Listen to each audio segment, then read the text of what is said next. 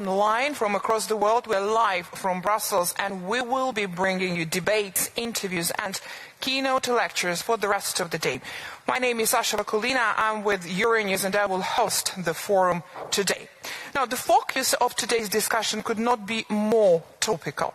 At a time of crisis marked by Russia's war of aggression against Ukraine and by pressing need to accelerate the transition to climate neutrality, the European economic model is put to the test by high inflation, skill shortages, supply chain disruptions, rising interest rates, spikes in energy costs, and strong competition on the fragmented global market. Against this backdrop, the Brussels Economic Forum today will be looking at how Europe can adapt its economy to the current economic and geopolitical storms while remaining competitive and maintaining social cohesion. We have an impressive lineup of speakers who will also be discussing the pros and cons of cashless economy, artificial intelligence, and the role of skills at Europe's competitiveness. So we'll be covering many areas, and we hope to have some great discussions during the day. We want today's discussions to be as interactive as possible, so we encourage everyone to participate both here in the room and also those of you who are joining us online to ask a question to our speakers in the panel or to vote in the debate this afternoon. All you have to do is head to Slido. That's the tool lots of you here are familiar with. You can open your browser and then enter the code EUBEF23. For those of you on Twitter and LinkedIn, please join the conversation using the hashtag EUBEF23. You can see it all over the screens here. Now, before we delve into the debate, I want to welcome on stage the Director General of DG ECFIN, the department in the European Commission that organizes this forum and that works tirelessly to ensure that the European economy continues to work for people and the planet. Please join me in welcoming on stage Mr. Martin Berry.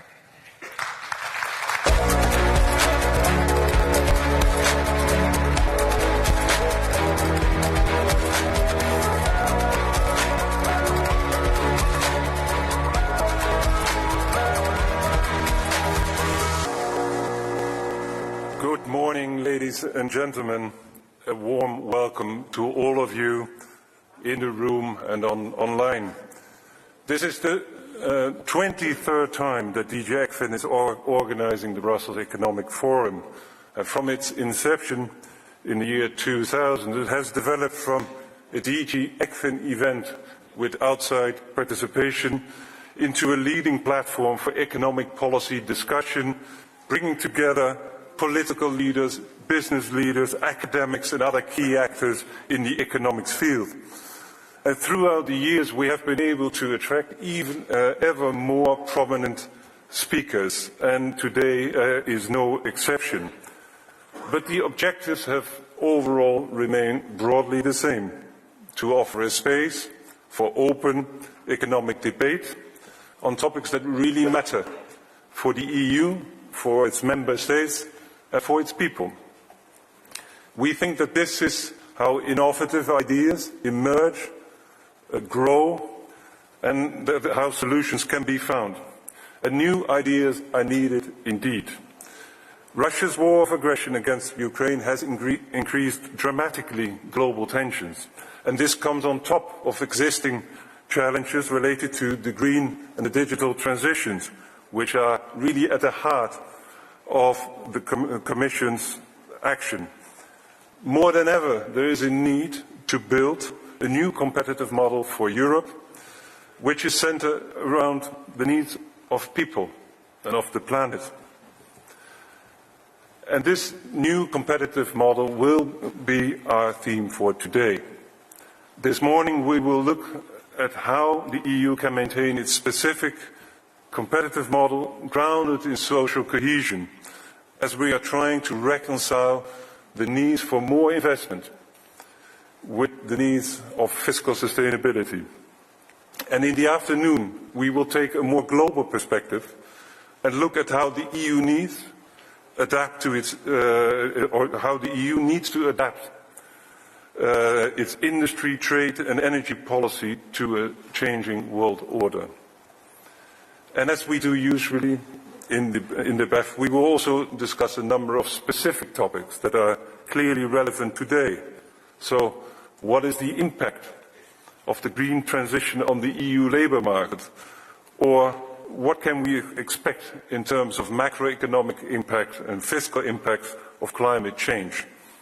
And our traditional Oxford-style debate focuses on whether or not a cashless society would be beneficial for the people and for the economy.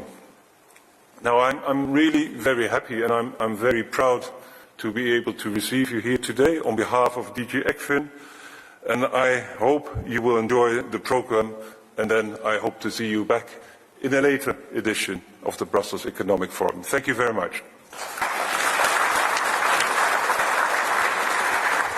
Thank you so much. Thank you very much, Martin Weber, Director General, DG ECFIN. Thank you. Now, to kick off this edition of the Brussels Economic Forum, we are honored to be joined by the first keynote speaker who will be delivering the opening Tommaso Padoa Schioppa lecture. Now, this lecture was founded to honor the memory of one of the founding fathers of the euro and is meant to provide a reflection on the economic and political challenges facing the European economy. Now, this year, the Tommaso Padoa Schioppa lecture will be delivered by a truly global leader who has promoted multilateral cooperation and solidarity and ambitious reforms to ensure strong and sustainable economic growth across the world, and has done so throughout all of her impressive career, including at the European Commission and the World Bank Group. Today I'm very pleased to welcome the Managing Director of the International Monetary Fund, Kristalina Georgieva.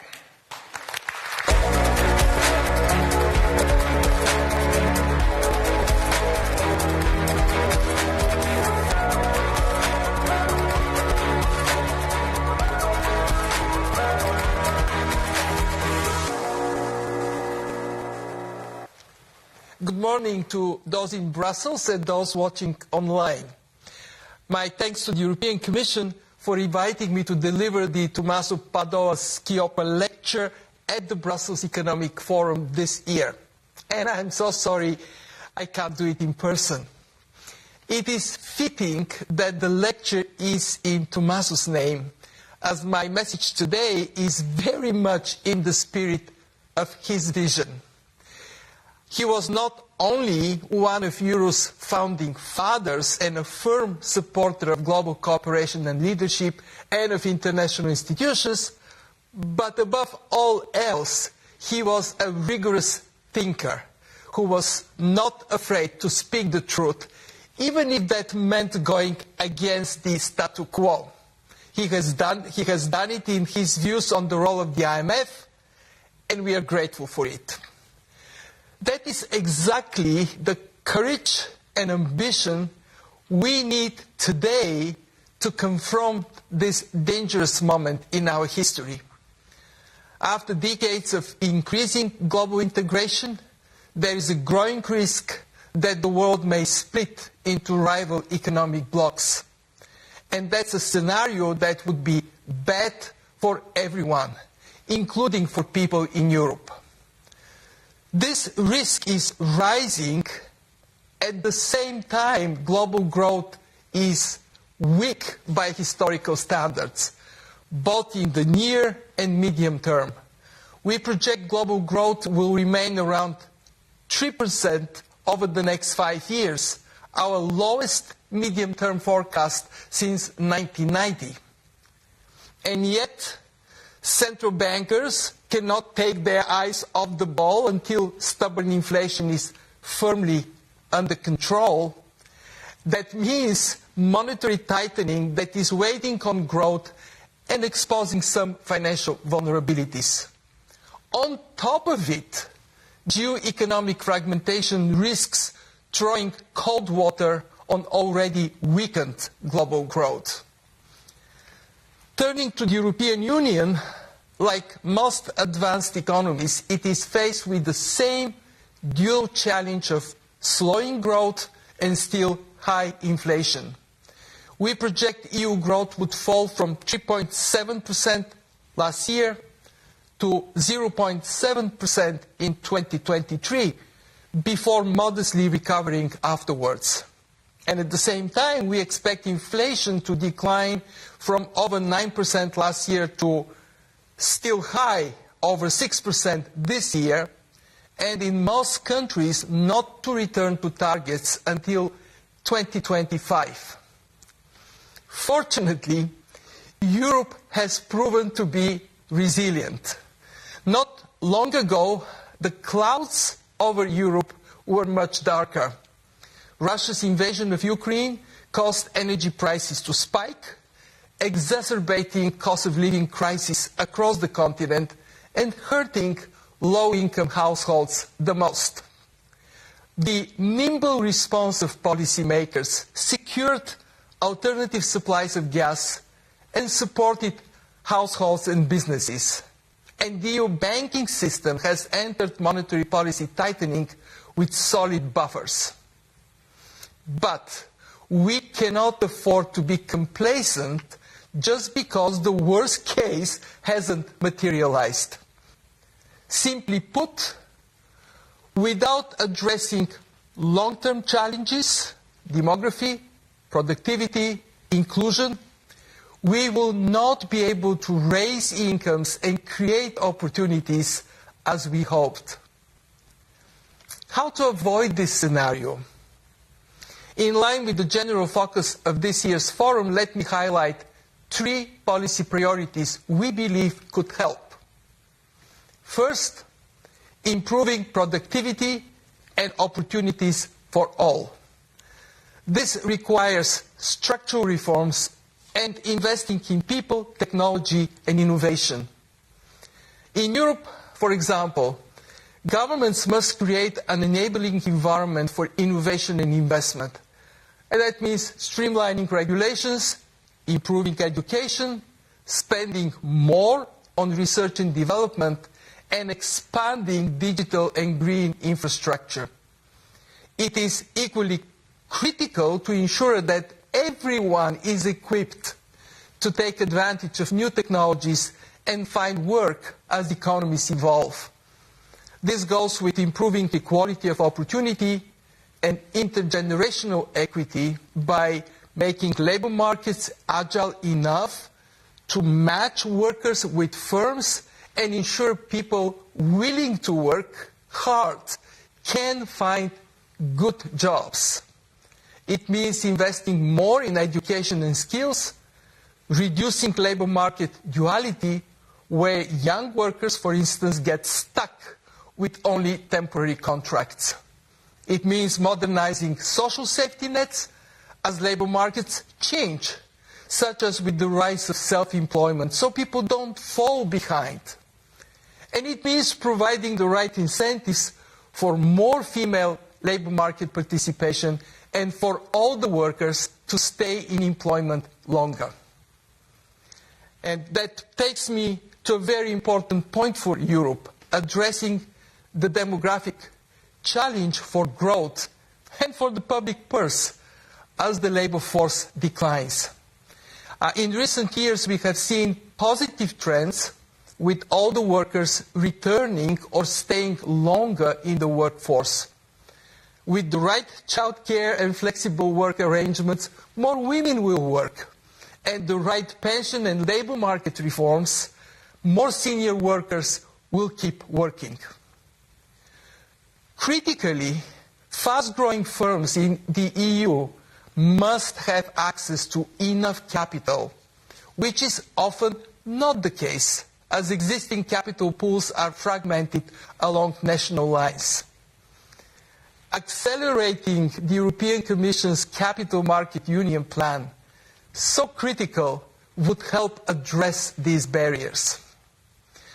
Let me move to the second priority, step up climate action to ensure sustainable recovery. Accelerating the green transition is not only critical on its own right, but it is also key to boost energy security and investment opportunities. And let's give praise where praise is due. Europe has made impressive progress on this. Last year, as Russian gas imports plummeted, the EU ramped up renewables at record pace and increased energy efficiency. Europe cut carbon emissions by 2.5%. But achieving the EU's emission reduction goals will be difficult if it takes 7 years to build a wind or solar farm. To change it, the EU's proposed Net Zero Industry Act aims to streamline regulatory and permitting processes for clean tech projects. Making it a reality requires countries to build one-stop shops and coordinate different regulatory and permitting bodies on new digital platforms. This is possible. Look at Germany's experience building new LNG terminals in record time. The same approach can apply to renewables. It will also be important for the EU to press ahead with plans to extend carbon pricing to buildings and road transport, to incentivize decreasing emissions and improving efficiency in these sectors. I am very happy to see a provisional agreement on this, as well as the plan to create a social climate fund to soften the impact on poorer households and smaller firms. A EU climate investment fund can complement these measures, helping centrally finance the public investments needed to decarbonize the economy. However, one of the most urgent steps toward a robust recovery involves avoiding the temptation of a new form of protectionism. And that brings me to my third point. Reviving multilateral cooperation is essential for long-term growth everywhere. Yes, supply chain disruptions during the pandemic understandably prompted countries to try to reduce vulnerabilities by reshoring or friendshoring production. And then we had Russia's invasion of Ukraine. It added national security concerns to countries' investment decisions. But taken together, these trends are creating a more fragmented world with real economic costs, and they're high. Our research shows that trade fragmentation could cost up to 7% of global GDP in the long term, roughly equivalent to the combined annual output of Germany and Japan. And if we add technological decoupling, some countries could see up to 12% of GDP losses. This is such an important theme for many European economies, especially small and open economies. We cannot ignore this cost. Take the subsidies in the EU's Green Deal industrial plan, for example. To play their intended role and accelerate the green transitions, they must be well designed and very carefully applied. If the incentives are too generous, they could have sizable fiscal costs, distort trade and investment decisions, and make the green transition more expensive for everyone. And particularly worrisome would be a scenario when emerging market and developing economies fall behind on adopting green technologies to the detriment of global climate goals, to the detriment to Europeans. Because if these countries lack the investment to facilitate diffusion of these technologies, their carbon emissions will keep growing. While the domestic gains can be alluring, in the long term, everybody loses from global fragmentation. We are all poorer and less secure. I would like to close by returning to Tommaso's vision about the EU's global leadership role in working with others to defend and improve the multilateral approach to global economic governance. His leadership vision, I fully share, also applies entirely to the fight against climate change. The novelist Toni Morrison once said, "If there is a book you really want to read, but it hasn't been written yet, then you must write it." Coming out of the Second World War, Europe has demonstrated remarkable intellectual and political will to shape a better future, to write the book Europeans wanted to read. Today, we need the same determination, write the book we want our children to read. Thank you.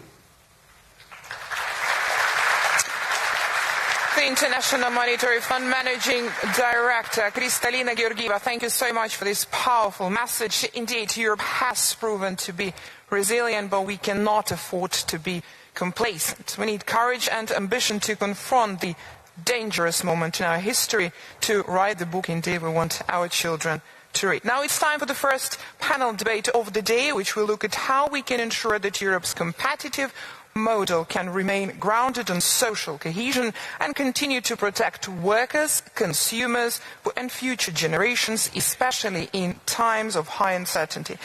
We will be talking fiscal stability, especially in the light of the European Commission's proposal on the reform of the EU's economic governance rules. But we will also be looking at taxation, the role of the private and the public sector, and everything in between. Now, before we start, let me remind you quickly that you can ask the questions to our speakers in the panel. All you have to do is head to Slido. This is the tool that you're familiar with. You can use the code EUBEF23. For those of you on Twitter and LinkedIn, please join the conversation using the hashtag. There will also be an opportunity for those of you in the room to ask the questions by the end of the first session. And now I would like to call the speakers to join me, please, on stage.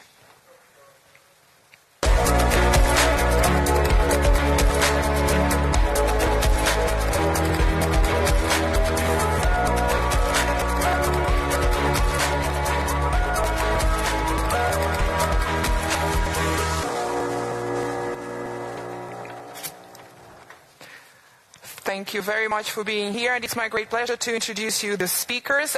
We have here Paolo Gentiloni, European Commissioner for Economy, Nadia Calvino, First Vice President of the Government of Spain and Minister of Economic Affairs and Digital Transformation, Lina Carr, Confederal Secretary of the European Trade Union Confederation, and Gabriel Zucman, Professor of Economics at the Paris School of Economics and University of California, Berkeley, and Director of the EU Tax Observatory. Gabriel, we know you've been awarded this week a very prestigious John Bates Clark Medal by the American Economic Association. So congratulations on another note for that.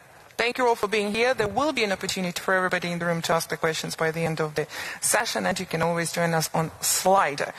Let's go straight in. Now, the COVID-19 pandemic and Russia's war of aggression against Ukraine have had enormous impact on people and on the economy. Now, member states have been able to cushion some of this through simply side reforms. However, they face high levels of debt in context of increasing interest rates. At the same time, protecting the most vulnerable and investing in the green transition continues to be the priority, and it demands a bigger role of a state. Ms. Calvino, let me ask you first, how do we maintain a competitive economy and fiscal sustainability while protecting the most vulnerable? Indeed, this has been... Hi, very nice to be back in Brussels. Thanks for the invitation. It's a great pleasure to be on this distinguished panel. And indeed, I think you have summarized the core challenge that we have right now in Europe, how to ensure that we continue to grow in a fair manner, that we achieve this sustainable and inclusive growth that I know Kristalina was just talking about on the screen. And since we took office in Spain in 2018, we designed an economic policy that had three key levers and axes: fiscal responsibility, social justice, and forward-looking structural reforms. And this was our agenda, and then the Next Generation EU funds provided us with the funding so that we could put our money where our mouth is and conduct those reforms and have this social justice and also efficiency-enhancing approach.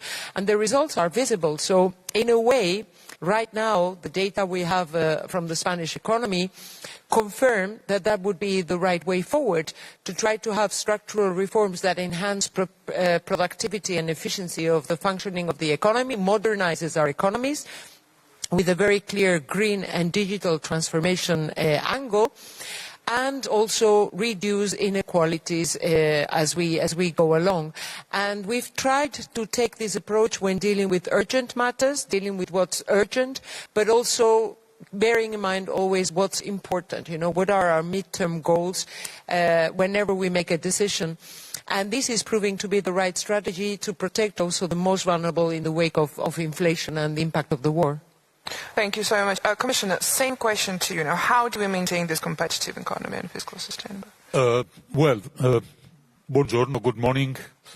Happy to be in the Brussels Economic Forum. The single answer is through sustainable growth. I don't think there is another way to address these different and in principle divergent challenges without having in mind that the only horizon providing us the possibility to tackle these challenges is to have a sustainable growth.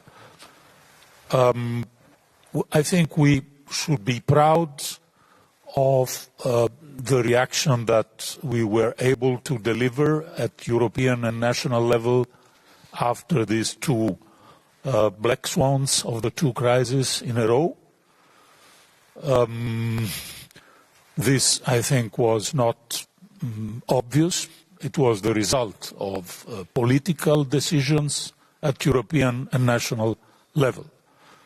But now, of course, after a faster than estimated recovery from the pandemic, after having reduced our dependency from Russian gas in a very quick and effective way, we still have a big challenge. The challenge is we need to manage our public debt, reducing it gradually. We have to reduce inflation, but at the same time we have a mountain of investments ahead of us, and we need to protect our households' purchasing power.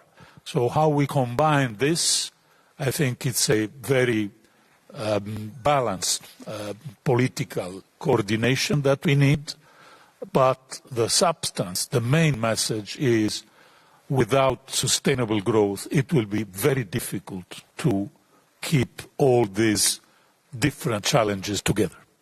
Gabriel Zucman, what's your take on that? On the same question. Thank you. Thank you so much for having me. It's such a pleasure to be here. I think we need to invent new forms of cooperation, and in particular, international tax cooperation, if we want to achieve sustainable growth. Look, competitiveness is not a goal in itself. It's a tool to achieve some goals, and more fundamentally, you have forms of competition that are good, that we should encourage, and there are certain forms of competition that are bad, that we should try to discourage. So when countries compete to be the first to arrive at net zero carbon emissions, that's great, that's good. We should encourage that form of international competition. When countries compete to have the best universities, the best infrastructure, the best healthcare system, that's good. These are positive forms of international competition because they benefit most of the population and they're conducive of more equality. But you also have negative forms of competition. Tax competition is a very negative form of international competition. When EU countries compete through taxes, from the perspective of the EU as a whole, it is zero-sum. Activities can move from one country to another. It doesn't create any value for the EU as a whole. But it's worse than that. It's worse than zero-sum. It's negative-sum. Because this process primarily enriches multinational companies and their shareholders, high-income and high-wealth individuals, and so this process of international tax competition fuels inequality. And it's not sustainable. So if we want to make progress towards sustainable, inclusive growth, we need to invent new forms of international cooperation, and in particular move towards building on what's been done in recent years with the global corporate minimum tax of 15%, build on that towards even more cooperation on taxes. Thank you. Linda Kohl, what's your take on this? How do we maintain a competitive economy and fiscal sustainability while protecting the most vulnerable? Good morning also from me. From a trade union point of view, very clearly, the word competition usually sends shivers down our spines. Because very often, and what we see is a competition that involves race to the bottom. Cut, let's make labor cheaper. If in Europe you refuse to make labor cheap, we'll go elsewhere to Asia. So these are the threats that we see.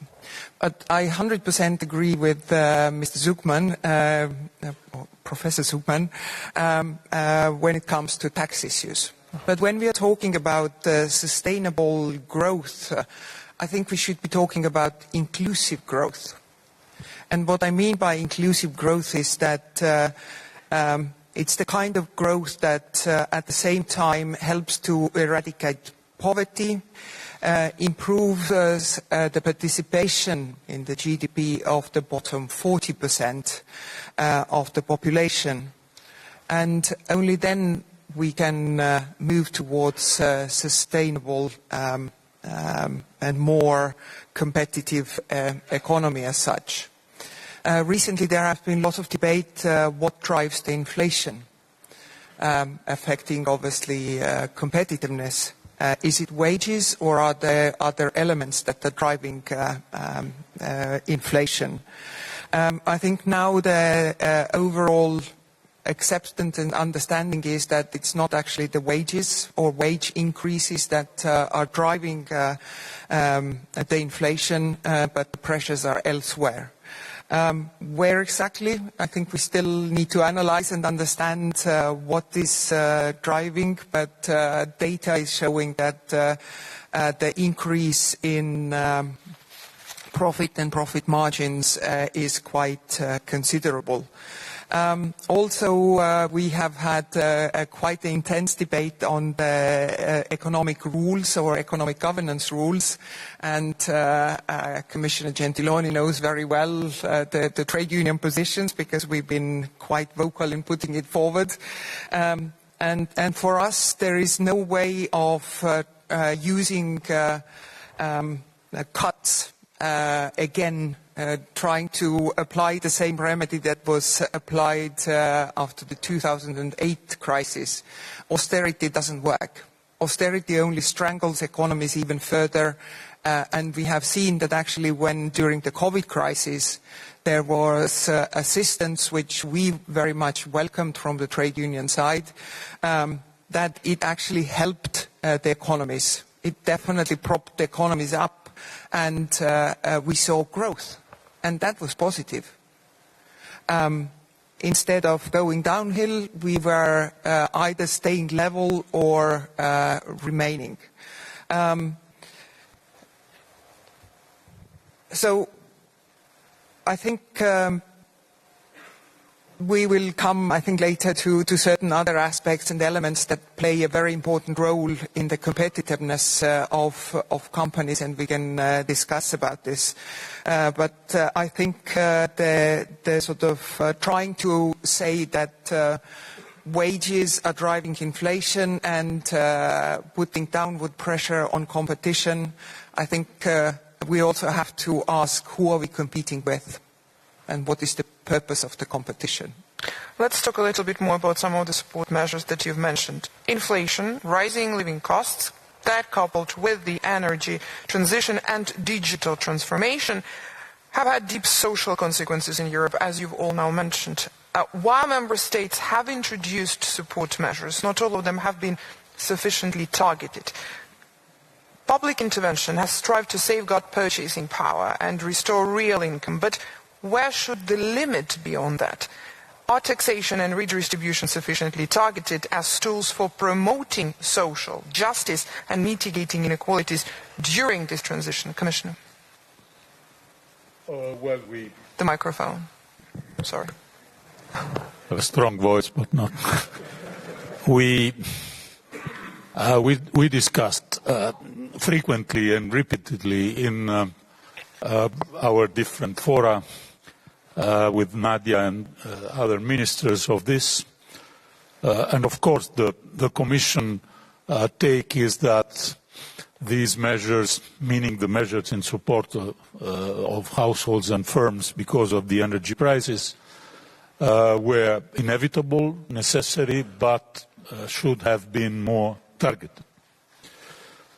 I know very well, because I have also a national experience in office, that this is easier to say in Brussels than when you are in a position in a national government.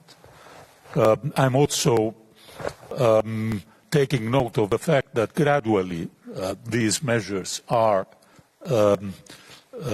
declining and becoming a little bit more targeted. So this, I think, is very useful, important. Overall, my view is that we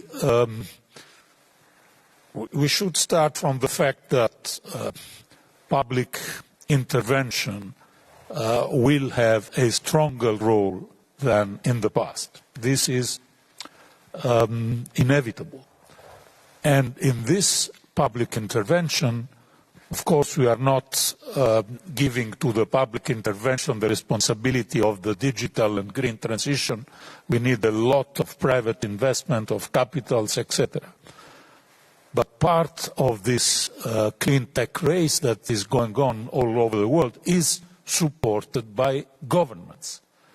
And I think that this dimension needs to be there at national and European level. So the conversation that we will have in the coming months, how do we support our economies both at national and our good competitiveness, to use the Professor Zuckman distinction, because of course we are no more in the run to the cheaper globalization, with the cheaper labor cost, with the cheaper supply chains. We know that we need more social justice and more security in our globalization. But this means also that public intervention will be key in the coming years, and we need a balance in this public intervention, taking into account sustainability, inclusiveness, and our social targets. Ms. Calvino, your take on this? Well, I very much agree with what Paolo has just said, and I have 3 points from my side. First, regarding measures taken to mitigate the impact on inflation, I think that we indeed took urgent measures that were designed to cut down inflation as fast as possible, tax reductions, subsidies at certain stages. In the case of Spain, we managed to have a very effective tool, which we call the Iberian solution, which is a specific regulation for the energy sector, which allowed us to decouple the price of the international price of gas from the wholesale electricity price in the Iberian Peninsula. That's Portugal and Spain. And this is underlying, and this is one of the main reasons why Spain has now an inflation rate which is around 4%. We managed to bring the inflation rate down by 5 points in 5 months, and we are aligned with one of the lowest. So I think that at the European level, I have to make this speech, Paolo, we really should look at energy regulation to make sure that we do not suffer this imported inflation, as Lina was referring to, coming from international energy prices. This is also a matter of strategic autonomy. This is a very popular concept these days.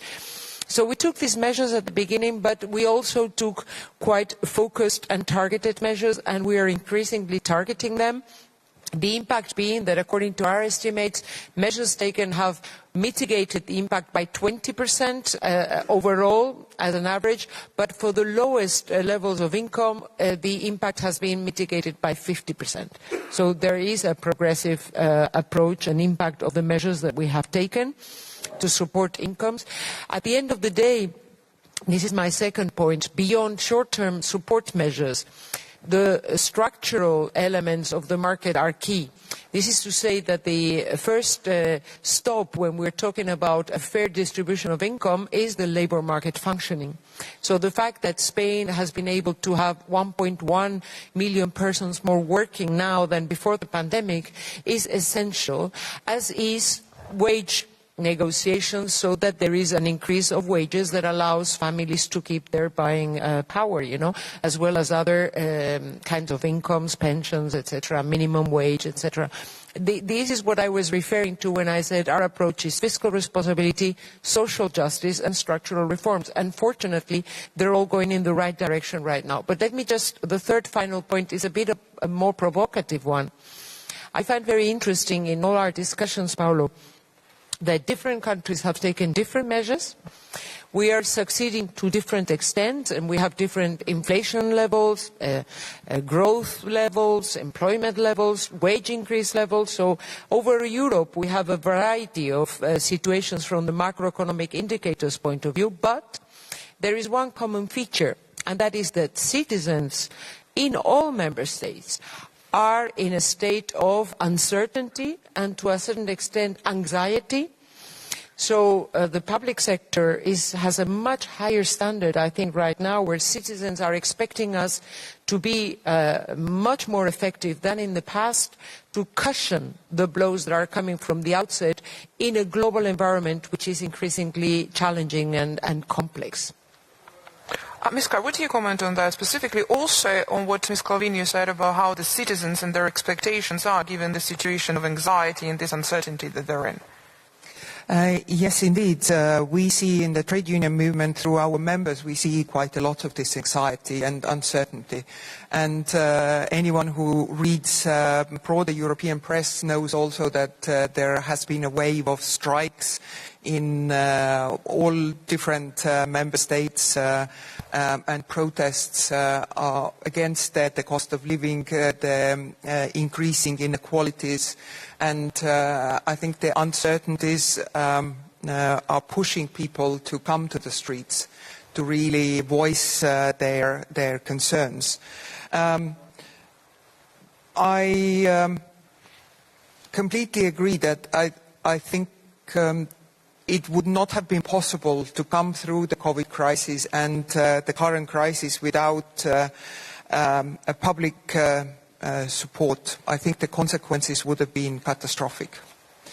Whether this support has been used in a most optimal way, not necessarily. I think some member states used it better than others, and clearly what we need to see is not sort of blanket check to everybody, but really targeted measures. Because at the end of the day, the amount of assistance, although it's been unprecedented in recent times, but it still needs to be targeted. Just some recent figures, I think the subsidies were about 1.5% of the GDP, but only 1/3 of these went to those who were most in need, because it was distributed to everybody. And I think that the impact of what was happening, we really need to analyze, because I'm sure it's not the last crisis that we will see. I'm pretty sure of that. So we need to be better prepared for the next one. Professor Zekman, let's follow on this one on being better prepared, as this is not the last crisis, but also I would like to bring it a little bit back with you on when it comes to public intervention, where should the limit be there? I very much agree with what was said. Important measures have been taken to mitigate the consequences of the COVID pandemic, of the energy crisis, and they could have been better targeted. But important measures, short-term measures were taken. Now, there are major structural challenges that remain today and that we need to address. And probably the biggest structural challenge for our tax and transfer systems is the lack of progressivity and, in fact, the sharp regressivity of our tax systems. When you look at effective tax rates, who pays what in taxes? Taking into account all taxes, VAT, payroll taxes, income taxes, corporate taxes, etc., etc. What you see is that almost all social groups in the EU and within each member state, they pay a lot in taxes, right? Because we have a social model that relies on significant levels of taxation. And so effective tax rates for the working class, for the middle class, are most of the time around 40, 50%. That's true for almost all social groups, with one big exception, which is the truly wealthy. Billionaires, centimillionaires tend to have effective tax rates that are much lower than that. Half as low as that, around 20% or even less than that. A number of really good studies have been conducted recently in a number of member states, in France, in the Netherlands, in Sweden. It's true also outside of the EU, in the US. And again and again, you see that the truly rich have low effective tax rates because they can avoid essentially the income tax. When you're very rich, it's very easy to structure your wealth in such a way that this wealth is not going to generate a lot of taxable income, and so they're going to pay very little in income tax. A couple of years ago, there were leaks by the US media ProPublica about the taxes paid by US billionaires, and in many cases, the income tax was very small, sometimes zero. It's not only a problem in the US, it also is very much a problem and a reality in the EU. And a structural major challenge for the future is how do we address this regressivity, this unfairness. Let me just conclude by saying there is a need for government revenues today in the context of high public debt, rising interest rates. We should start by collecting revenues from the groups of the population that pay significantly less taxes than the rest of us. And that means today, in 2023, it means the very wealthy. I want to go for a final question from me, but I want to remind everybody to keep sending the questions on Slido. We have received quite a few good questions. The last one from me, I promise, and then I move there. I want to focus a little bit more with the speakers on the labour market that is fit for the green and for digital transition. Now, some sectors do struggle even to fill some vacancies when it comes to shortage of skills becoming a real key issue sometimes. This is why the European Commission has declared the 2023 the European Year of Skills. And, they used to say skills is the currency of the future. Well, it's already the currency of today as well and of yesterday. How can the private and the public sector collaborate in order to tackle the skills shortages and this mismatch? Commissioner, let's start with you. Yes, indeed, this is something that is characterizing the situation in Europe, in US, in several main economies. We are coming from in Europe two very big crises, but we have a very strong, tight labor market, and this tight labor market is, of course, also creating liabilities, mismatches, difficulties in some sectors. And it is interesting that the picture in different countries is quite, of course, different, but not so different. We are in all European countries facing this issue. And it was not expected. What we were concerned about when the crisis came was the risk of a wave of bankruptcies Some bankruptcies are starting in the last months, but a wave of bankruptcies and a wave of unemployment. I remember the first important decision that we took at European level.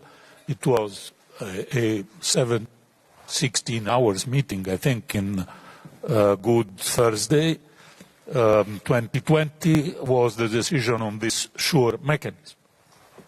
And I have to say that DG ECFIN was very effective then in implementing this 100 billion spent in more or less 1 year to support short-time work schemes. So we were expecting this. We were, I think, right in providing more firepower to member states to address this risk. But now we know that labour market will be challenged by digital transition, green transition. We are now, everyone, and rightly so, talking about artificial intelligence. Okay. In my view, there is a case also for a European support in this effort of upskilling and reskilling. I'm not saying that we need a new SURE mechanism with the same characteristic of the SURE mechanism that we designed in 2020. This would not be useful for the situation we are in. But a European mechanism funding upskilling and reskilling, I think, would be an interesting subject to discuss in the coming months. Ms. Clavini, would it be? Well, this is one of the reasons why the Spanish economy is faring so well is precisely the fact that the response to the pandemic was so different to the European response to the great financial crisis in 2008. And probably Spain is one of the best examples, because after 2008 there was a lost decade. Investment went down, more than 3 million jobs were destroyed, many companies went bankrupt, there was a massive downfall in the activity, and there was hysteresis, there was a structural destruction of the body of the economy. And this time around, thanks to the SURE mechanism and the effectiveness of short-term work schemes, we did protect those jobs. It is true, it was a transitory shock, it was a short-term shock, but it allowed us to protect the basis for a very strong recovery, and that explains why the economy is now really having a very strong growth rate, 5.5% in 2021-22. Job creation and activities accelerating on this first part of 2023, even in this very complex international scenario. And we are able to really have a positive drive and a positive standing to face the challenges coming from the new technologies in the green and digital area. And my second point would be in this regard, that the challenge in Spain is similar and different to other member states. Different in the sense that Spain has high unemployment. There is also a strong activity flow, so people are coming into the labour market, more than 321,000 persons in the last 12 months, which means that there is a potential for this dynamism to continue. I say this because in some other member states the labour market is much tighter already. But it is similar in the sense that there is a mismatch between the skills of the people in the labour market and those that are required for the new green and digital economy. But the good thing here, and we're working very closely with the unions and the businesses to identify those mismatches and see how to accelerate reskilling and upskilling. We're using the European money coming from the Next Generation EU programme to invest heavily in vocational training, dual vocational training, digital skills, and all those matching, of skills. But and I want to finish with a positive message on this. I think that it is a challenge, but it's also an extraordinary opportunity. And I see a change in the narrative. 5 years ago, when we were talking about these technological changes, we were talking about the future of work. are we going to have jobs in the future? You know, is the economic change going to drive to machines replacing humans, and so we will have a high unemployment? You know, what kind of future do we see for work? And now I think we're focusing on how to ensure that people are able to join the work of the future. You know, how are we preparing our citizens to be able to have access to these higher quality, more stable, more value-added jobs of the future? And so I think that this is a real silver lining in the sense that we are seeing the opportunity in this change, and we really have to seize it. Ms. Scarce, from the point of view European Trade Union Confederation, what are some of the key aspects here to keep in mind while addressing the issue of mismatching and skilling, upskilling, reskilling? I think there are many different problems. In some of the member states, for example, you have systems where the trade unions and the employers' organizations actually sit down together to discuss what kind of skills they need, what kind of vocational training needs to be put in place, and how to increase the skill level of the existing workers. But I think in the background there are many different reasons. We are in the time of transition, meaning that certain jobs are disappearing and new ones are coming. And the education system, whether we want it or not, is always with a little lag to catch up. But there is, I think, also, if you dig deeper, there are also maybe different reasons. We hear lots that there are not enough skills on the market, and we need to upskill, reskill. There are two aspects. One is that when we have serious restructuring of the industry because of the Green Deal decarbonization, it is not enough just to close down a mine and then send the miners for training. The whole structure needs to change in that locality because the people will stay. Their lives are there, their homes are there. So you need to develop the regional economy in a way that the workers who have lost their jobs can be trained for the new jobs, so that we don't have just highly trained unemployed people, but we have people who can enter the jobs, and the job creation is important there. Then there is another reason. If you look at actually the educational level currently, I think we have never in the history of humanity have such high level of education as we have now. But if you then look at what is happening in the labor market, for example, why are businesses not investing more in the necessary skills, the skills that they need? Because whether we want it or not, the vocational schools, universities can only equip us with general skills. But the job-specific skills need to be trained and given to the workers by the employer, the business, because the business knows exactly what they need. But again, I said if we dig deeper, there is also maybe the question of the incredible flexibility that is happening on the labor markets. Because, for example, if we look back 4 decades, when the average duration of an employment in one company was about 7.5 years, now it has come down to a mere 2.2 years on average. So if the worker turnover is so high, I mean, I can understand that the business owner is asking, especially when we are dealing with smaller businesses, they're asking, is it worth my investment in this worker to invest? We also have seen recently, when you mentioned the future of work, we have seen a lot of increase in self-employment, the digitalization, platform work. So this has an impact. in terms of skills. And we see also an awful lot of underemployment.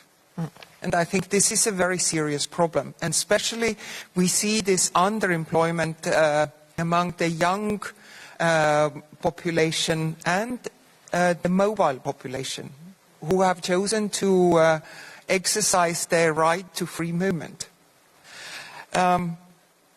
Of course, collective bargaining could be of some help and assistance, and there have been initiatives at European level driven by the DG Employment that are really worthwhile. The strengthening of social dialogue, but also the directive on minimum wage and collective bargaining. So hopefully these will also help when it comes to improvement of the available skills on the labour markets. But there is another question and another issue. Statistically, we see that we have a very high employment rate, and very low unemployment rate. But if you look at behind it to see how many hours we actually work, then these hours are barely coming up to the pre-COVID crisis level. It means that more people are working, but they are working fewer hours. That translates into lower wages, more difficulties in managing their everyday life, and increased inequalities. So I think we can't just rely on saying that we have tight labour markets and we have so many people in employment, but let's actually look at what kind of employment do we have. That's interesting. Professor Zuckman, let's look at this in the bigger picture. So when it comes to the issue of the skills, reskilling, upskilling, then making sure that private sector is more involved when it comes to job-specific skills, but also it's about an overall different job market, different labor market, and everything that's been happening there, and it has different needs and requirements there. I'll be brief. We need three things: education, education, education. And look, there is a race between technology and education, like economists like to say. We are in a period of very fast technological change. We need to double down on public investment in education and higher education in particular. The problem is that these are very consensual ideas. You ask policymakers from all parties, in all member states, you talk to people in Brussels, and they say, yes, absolutely, we should be investing massively in education, higher education, and research. But then you look at the numbers, and in many member states, there is a dramatic disconnect between the public discourse and the promises on the one hand, and the reality of public investment in education and higher education in particular on the other hand. If you look at the amounts of money, of public money that are spent per student in universities in a country like France, for instance, this has been falling dramatically over the last decade. What we need to do is to have ambitious and binding objectives in terms of public spending per student in our universities. Now, that's what's going to be critical in the future to address these labor market issues. Thank you so much. Now let's get some questions from slide. Keep them coming, and we're going to also get the questions from here, from those of you who are here with us in Brussels. There are a few questions on geopolitical situation and its impact as well. So let's go, Ms. Calvino, let's go with you. We have a question from Seamus. How does Black Swan moments, COVID-19 and the war in Ukraine affect our goals of achieving climate change transition? Do we have the capacity to alter our models? Well, this is something that we discuss very often when we meet at European, but most importantly at international level, and where I have a very strong view, which is if there is one thing that the pandemic taught us, I mean, there are many things that it taught us, but one clear thing is that digitalization is accelerating exponentially, and what we need to do is to steer it and ensure that it is humanistic, that it puts people at the center, that it protects our European values and rights. And this is very much the discussion right now on artificial intelligence Paolo was referring to. And the war in Ukraine shows that we need to reinforce our strategic autonomy and accelerate the environmental transition. So we should not slow down, we should accelerate the penetration of renewables, the development of the new renewables like green hydrogen, to increase energy efficiency. And actually history teaches us that we can do it, because Europe is an example at hand of increased growth with lower energy consumption, in the last decade. And we are technological powerhouses. Well, this explains why right now at the global level there is a geopolitical tension which has a security angle, it has a trade angle, it certainly has an economic and financial angle and a technological angle. Paolo was also referring to this, I think that competition is right now taking place at the technological level. I assume that this would be good competition from your point of view.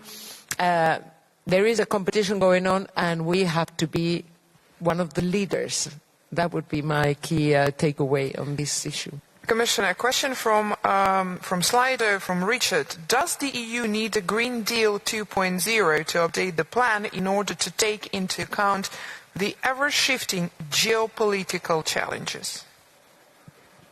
Well, I think the Green Deal decision that, as you may remember, was taken before the COVID pandemic and was the identity of the new von der Leyen Commission. It was, I think, December 2019 or January 2020. Is it out of date? No. I think what is interesting to note is that what we discussed with this proposal is now in the global conversation. Targets are shared all over the world with different speed, but it would be, in my view, completely wrong to undermine this. At the same time, something new is happening from a geopolitical point of view, and Nadia referred to this. It is this industrial race to clean technology. Is this different from the Green Deal? Well, there is much in common. Renewables is the future. At the same time, we know that we have to work on our supply chains, on our businesses, on our edge technologies to avoid to be behind in this global race. Main point here, I think it's a very good take from von der Leyen. We should work for de-risking globalization, not for decoupling globalization. This is a very short sentence, but saying that an open economy, as we are, should bet on the fact that we can make our supply chains more secure, more strong, without any protectionism, without any decoupling. And I'm very encouraged by the fact that from the US administration recently, from Janet Yellen and from Jake Sullivan a few days ago, a similar message came. So it's very important, in my view, keep the horizon of the Green Deal and the commitment for the Green Deal, but put the EU in condition to compete in this global race for clean technology without any protectionism. Thank you. Let's take a few questions from the room. I would just need to... Could you raise your hand if you have a question? And I was just going to ask you to stand up when you ask it so that we could see... Well, yeah. Could you help us with the... Okay, could you help us, please? Yeah, thank you. I have a question to Professor Zuckman. You spoke about good and bad competitions, and then you reminded that there is a big gap between declarations of politicians and reality as far as the education is concerned. So, in your opinion, what is the reason? What is the mental factor which stops making these declarations reality? And do you see any competition in preparing better society citizens by educating skills to get better jobs and remain and labor market till retirement? Because one of the most important resources of the European Union are the human resources. Thank you. Thank you so much. Professor Zuckman, you start. That's the question to you. But Ms. Lear, I would like to you to answer that one as well afterwards, because I feel like you get it also. Professor Zuckman, first to you, please. I think this is a great question, and the two aspects are related. The reason why there's not been more public spending on education is because we have, partly failed to properly tax the main winners from globalization and European economic integration. Multinational companies, high-income individuals, wealthy individuals have seen their tax rates fall, and it has put real pressure on public finances. I want to say, though, that there is progress. We are on a path towards making real progress on those issues. So, for instance, starting on January 1st, on 2024, there's going to be a minimum tax of 15% on the profits of multinational companies that's been adopted in the EU and by a number of other countries, something that was deemed utopian 5 or 10 years ago, which now is going to be a reality. We can build on that to better tax the big winners from globalization and use those revenues to invest in education. I think we see almost two opposite sides.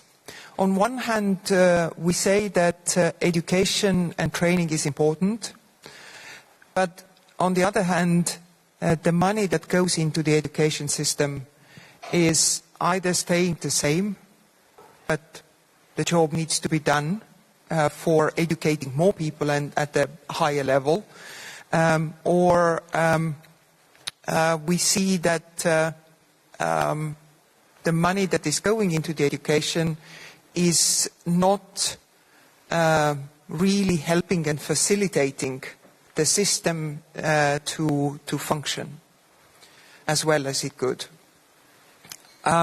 Obviously, without education, labor markets cannot function. That's very clear. And I think that we can go back to the first industrial revolution and look back there, and it was very clear that people needed to at least be able to read and write their signature or have basic sort of numeracy skills, because without that, industrial revolution couldn't happen. So now we are in I don't know whether it's a fourth or fifth or sixth industrial revolution now, and we just need to recalibrate the system to make sure that the young people can still study the topics that really interest them, that they are passionate about, but also that the education system supports the labor markets, supports the economy, and produces the results that the economy needs. People with broad basic knowledge and understanding that can very easily be then skilled into a certain position that the businesses need. Thank you. Let's get more questions. That was a great question, by the way. Thank you so much. Really appreciate you. Could you pass the microphone? Yeah, here in the first row. You have it. You have the mic. Sorry. Thank you. Buongiorno, Commissario. So you pointed out the necessity to put together at least two very contradictory issues. One is the fiscal responsibility. We do need to manage the higher debt that we are accumulating this year, but on the other side, we do need a massive investment for guaranteeing the transition and all the spending correlated, or even to accelerating, as Minister Calvino was saying. So my question to you is the following. As some estimate that we do need at least 5.3 trillion of investment in this transition, how the EU budget, or are you thinking which should be the instrument to allow this, as you are saying correctly, that the member state has to play the state, and so the EU has to play a major role. For sure, it's not to the EU to finance 5.3 trillion, but what will be the leverage system that we have to invent to guarantee the direction, the rule, the politics, but also the financing and the leverage for these commons? Thank you. Commissioner. Yes, indeed. We can't avoid these two challenges. We need fiscal responsibility, we need to reduce the debt, and we need to tackle inflation. At the same time, we have to face the challenges of the different transitions, and so the mountain of investment that we have ahead of us. So, 2 or 3 remarks. First, our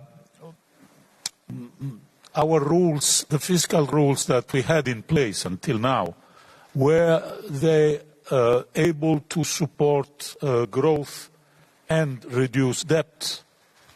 I think, at least in the last period, this was not the case. So the case for reviewing this rule is also the case created by the fact that we were not able. We had very good things. For example, 3% threshold for the deficit was very good. But the debt was not reduced, but increased, and investments after the great financial crisis went declining and declining and declining. So what we need now, I think, is first fiscal rules that are keeping the commitment to gradually reduce the debt without undermining capacity to invest. Of course, figures that you were mentioning are figures for private investment, not for public budgets or public investments. But we need a role for public investment. And there is something in our fiscal rules saying that the fiscal plans of member states should provide the fact that you have a higher level of public investment than in the previous period. This seems a quite generic point, but I think it is very important. So we need a balance. I think we can achieve this balance, provided that we are aware of the fact that common funding, common initiative, is not something that will finish in 2026. I'm not saying that we will postpone Next Generation EU, because Next Generation EU was a one-off decision and pacta sunt servanda, full stop. But the method of having common initiatives, the sovereignty fund that von der Leyen mentioned a few months ago, is still in our table. And we need this kind of tools if we want to be, together with member states' commitment, of course, capable to address these needs. Ms. Calvino, can you briefly comment on that one from member states? Well, I can only say that this whole debate is going to be one of the key debates under the Spanish presidency, which starts now in the second part of the year, because many of the files that are being discussed, fiscal governance, but also multi-annual financial framework, midterm review, financing for Ukraine, capital market union, how to mobilize private investment, all these issues, how to fund this investment, taking into account the public and private sector, I think this is going to be one of the core challenges that I hope we succeed to make progress on under our presidency. Thank you very much. Thank you so much for the questions here in the room and for those sent on Slido, and thanks a lot to the speakers for this session. Thank you.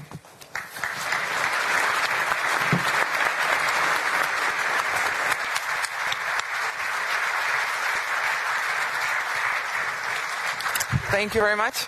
Thank you. Thank you, Ms. Galvinia. Thank you. Thank you so much.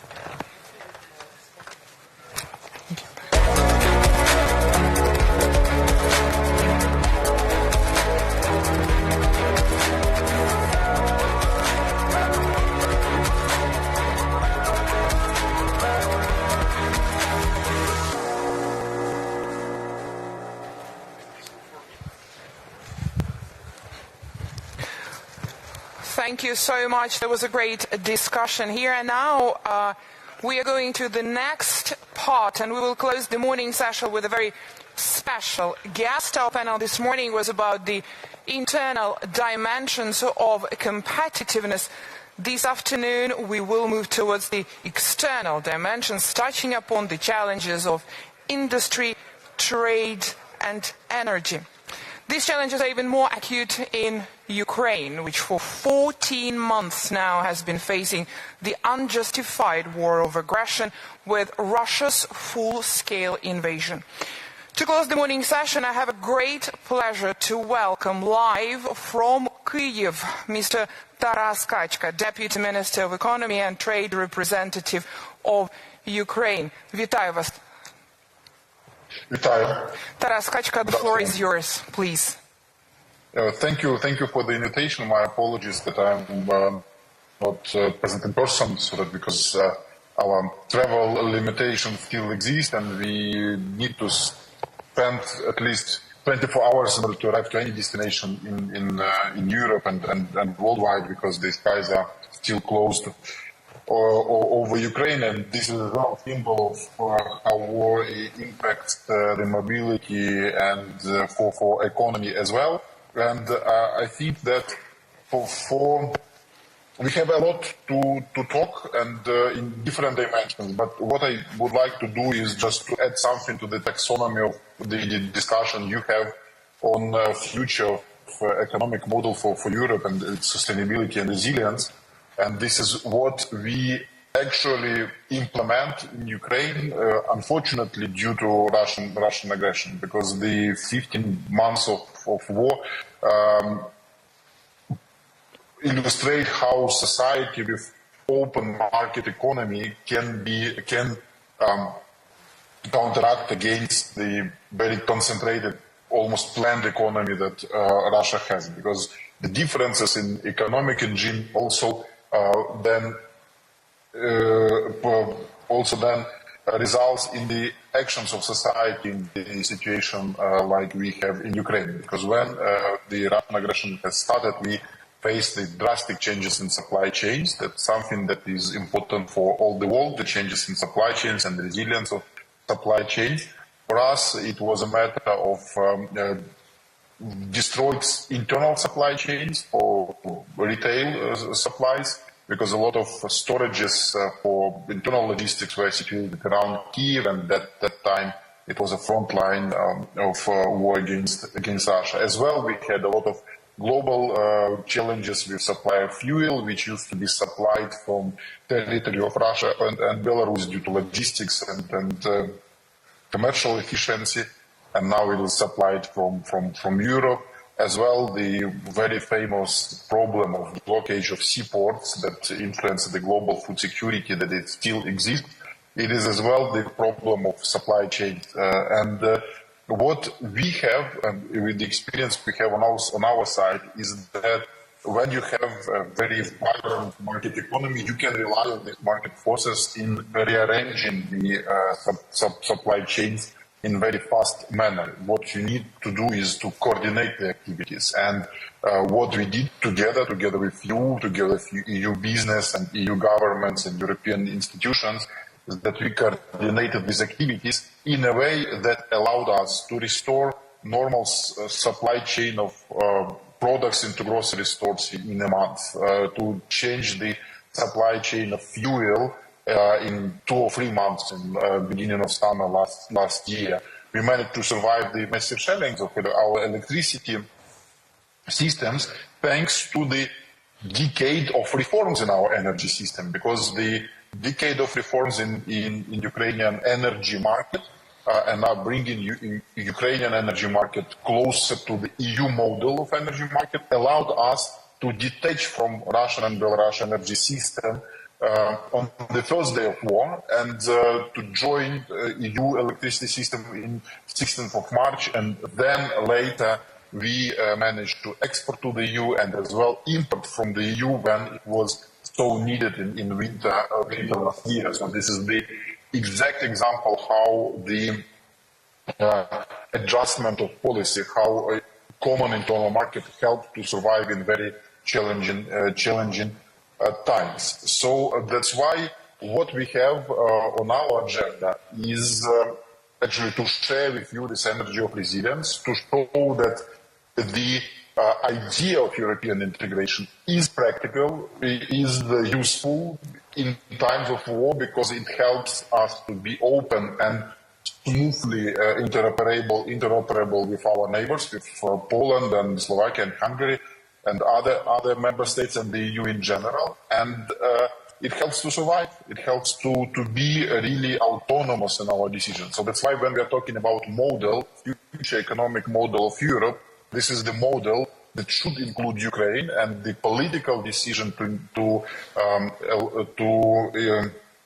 treat Ukraine as a candidate state to the membership of the EU should be also reinforced by economic integration, by more access of Ukraine into EU internal market, which provides a lot of additional benefits for EU internal market as well. But of course, this issue, when you're doing things too fast, clashes sometimes with reaction, and that's the situation we have now in our relations with neighboring member states. That the drastic changes of trade routes resulted in a political protest of Polish farmers, and this is the case where we need to take into account the force of EU policies on how to deal with these types of crises. Why? Because the reaction of Polish government was really political and unfortunately too damaging for all of us, for the EU and for Ukraine as well. And now with Commission intervention, we are, let's say, getting some kind of easing of the situation, but the situation is not resolved yet. So that's why we need to move to from political solutions, from political maybe very brave decisions, but that ruin the economy and ruin the trade, how it happens last month, because last month the decision of Polish government to block Ukrainian export of Ukrainian agriculture resulted in a loss for Ukraine for for 143 million US dollars, and it's more than Commission will pay for Polish farmers as a compensation for, in my opinion, for nothing, because it was really bluff from Polish farmers, and unfortunately Polish government reacted in very strange way. So that's why we need really to use all the instruments of EU policies to build this economic autonomy and economic sustainability in Europe in general, in order to be able to tackle any crisis. And this is not only the issue of opposing Russia and Russian absolutely different approach to economy, because it is not based on inclusion, it is not based on cohesion. What Russia proposes, like very concentrated serfdom when politicians control all economy, and this is something that will not work in Europe. This is something that is not working in Ukraine, because just to repeat and conclude, that open market economy is the base tool for ensuring resilience under any circumstances, including massive Russian aggression against Ukraine. So that's why I hope that all these lessons we had for the last 14 months will be useful for all the EU for updating, modernizing, and adjusting its policy for the future-oriented challenges, because it seems that Russia wants to promote in the world something that is totally opposite to what the EU promotes, and we can defend our values, our approaches to economy, our approaches to the principles of life in society, only together and only in combining our efforts. And that's why I'm glad that we have a lot of initiatives on bringing Ukraine closer to the European Union. It helps us, Ukraine and the EU together. Thank you. Thank you so much. Live from Kyiv, Deputy Minister of Economy and Trade Representative of Ukraine, Taras Kachka. Thank you. Дякуємо вам. Дякую. We are now going to be taking a break, but don't go too far, because when we get back, we will be joined by many speakers here in person, including the European Commission's Executive Vice President Valdis Dombrovskis and the Eurogroup President Pascal Donahue. For those of you here in the room, if you have registered for thematic side sessions, they will be taking place on the second floor at 1 p.m. Conference assistants will be able to guide you to the correct room. Otherwise, feel free to chat to European Commission staff at the interactive stands and grab a bite. Please also note, whether you have been watching us online or in person, we do want to hear your feedback, and you can still reach out on site on the social media using the hashtag EUBEF23. We're going to be back at 2 o'clock. Thank you very much.